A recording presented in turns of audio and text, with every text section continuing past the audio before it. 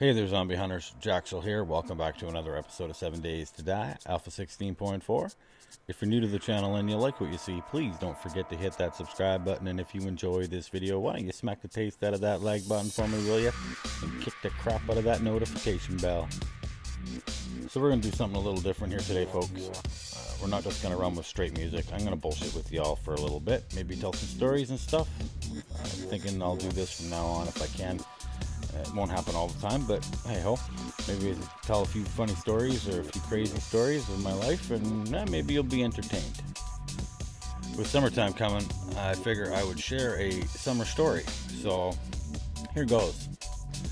Where I live, we have a lot of rivers and lots of lakes and stuff, and one of the big things around here, we like to go tubing and on the river. It's awesome. Go down, start a fire, drink some beers, have some hot dogs, and do what we, do summertime stuff. And well, I had some friends at work that decided, you know what, we got a great river to go to. And the river in question here is the Chehalis, and it's not a nice river. There are sections that aren't bad, but all in all, it's not a really safe river to go tubing on. But I said sure. I was under the impression that we were only going to be tubing in the safer areas. So I thought, hey, why not? Let's go for it. And anyway, we head out in the day. I grab my dad's climbing rope, which he had just bought. Nice rope, cost him a lot of money. And he was pissed when he found out I took it. But that's another part of the story. So we head to the Chehalis.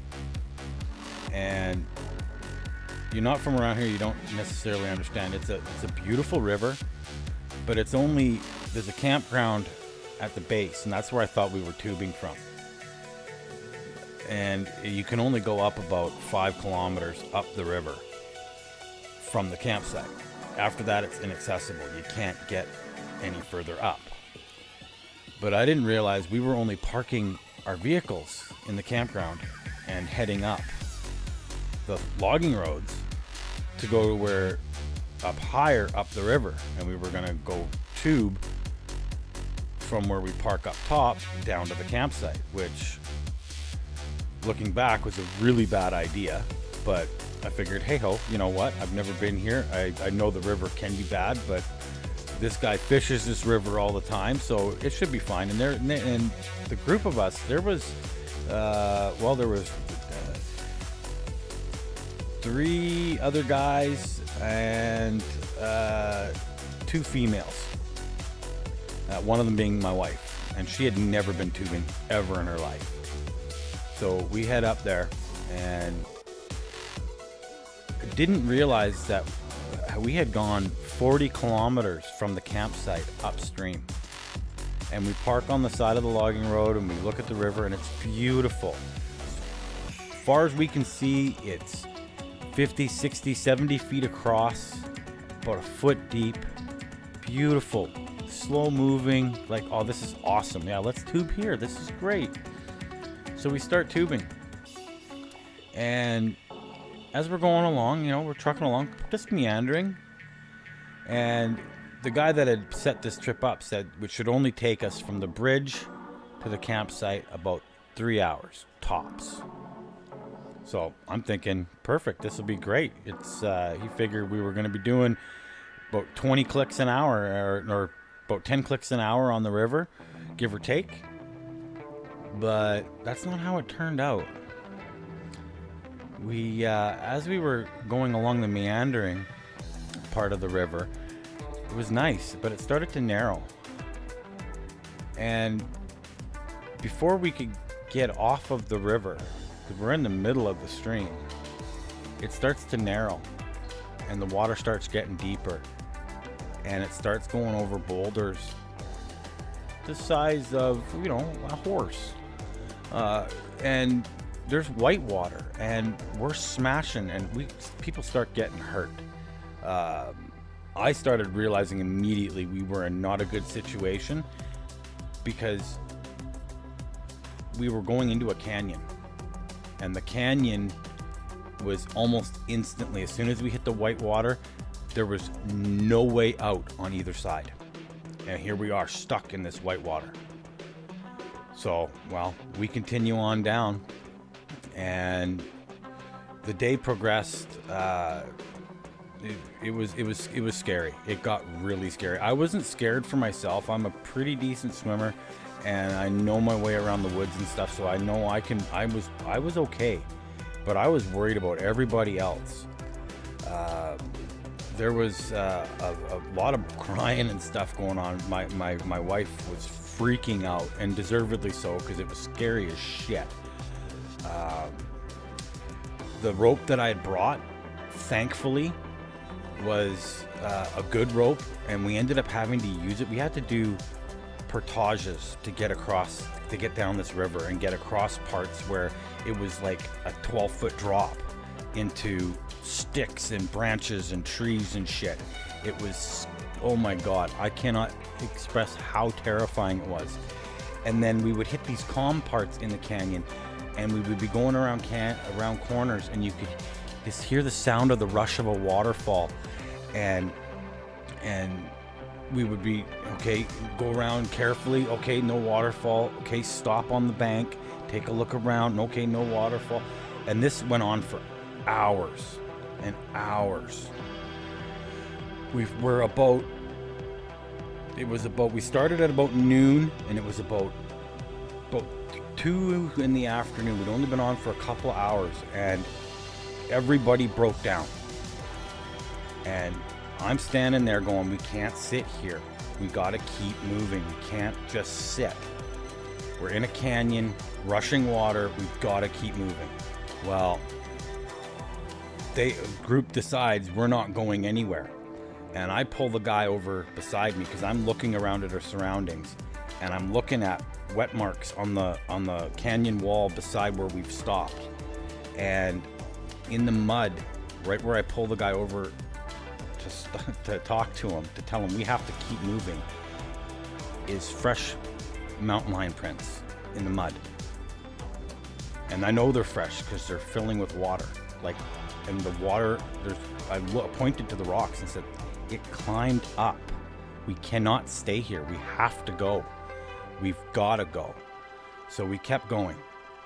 I finally got everybody motivated. Everyone was crying, and I'm like, you know what? We just can't stay here. We have to keep going. They wanted to wait for search and rescue, which was not a freaking chance in hell. And then about 4 o'clock in the afternoon, we're still in this canyon. At one point, I did climb up out of the canyon to see where we were, and it was like, no way we were going to find our way out. And no one else could climb where I climbed, so they were all afraid to. So down the river we keep going. We ended up at one point where we almost lost somebody over a waterfall, and there was a break in the rocks. One went under a set of rocks. We lost a tube in this little cave, and on the left hand side there was another piece that spilled over, and they said, oh, we could just go over it. And I'm like, no, you don't go over waterfalls until you look. And as soon as we went and looked, it was 3 successive 15-foot drops onto spiky rocks. And where the tunnel was, all there was a tree stuck up in the other side of it. We wouldn't have seen it. Somebody would have died. I'm like, seriously, you guys are idiots. The people I was with were very inexperienced in the woods, and definitely should not have been on this trip. We were ill-prepared, unbelievably. So about 4 o'clock rolls around, and we're in a canyon, and the sun starts going down. I've got patches on my arms from paddling where I've rubbed all the skin off my elbows. There's no skin left. It's just raw, and I just have to keep paddling to get through. It was definitely a test of fortitude, that's for sure. So as 4 o'clock rolls around, 5 o'clock rolls around, hypothermia, I know, is going to start setting in soon, even though it is summertime. But you're in a canyon, there's a wind whipping, you're in cold water, glacier fed. It's not ideal situation. People are going to start dying. One of the guys we were with he was an athlete. He only had about 1% body fat, He was literally turning blue on the wall, and he at one point he froze, and he just said, "You guys go ahead. I'll wait for search and rescue. I can't do this."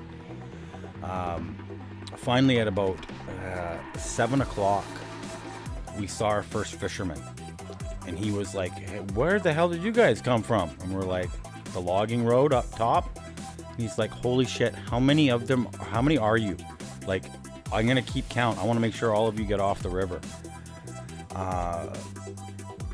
We all did make it off the river eventually. Even the guy who sat there and said he'd wait for search and rescue, he finally got the fortitude up to keep going.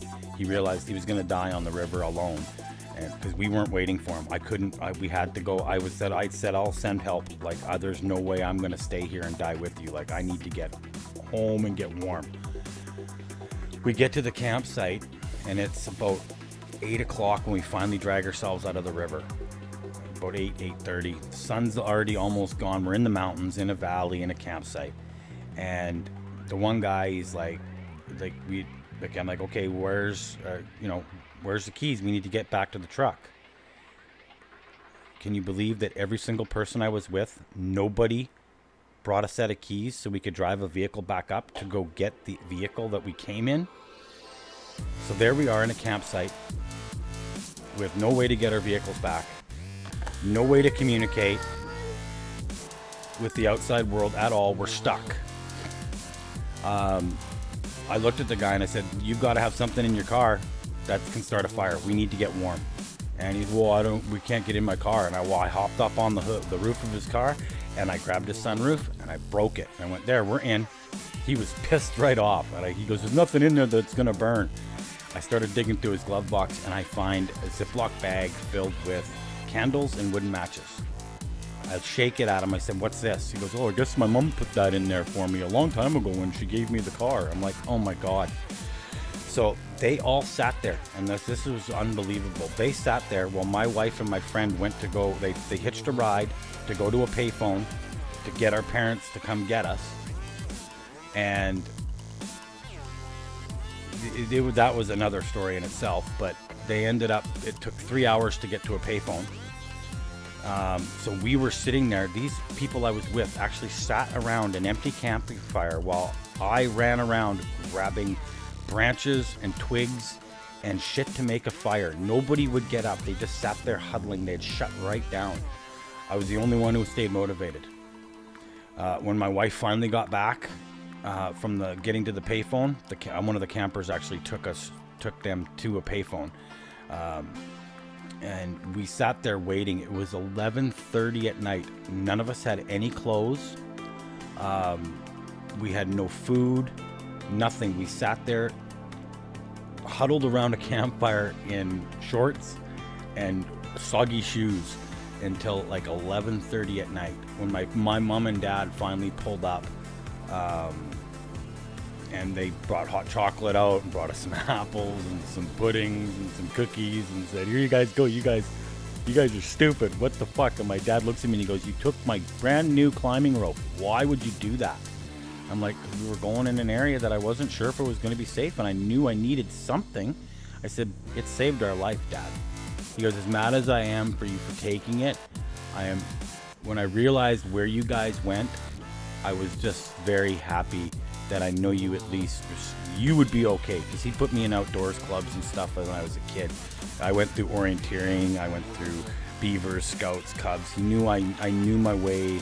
I knew how to take care of myself, and it was unbelievable. It was probably one of the closest I've seen where I've had friends of mine almost die.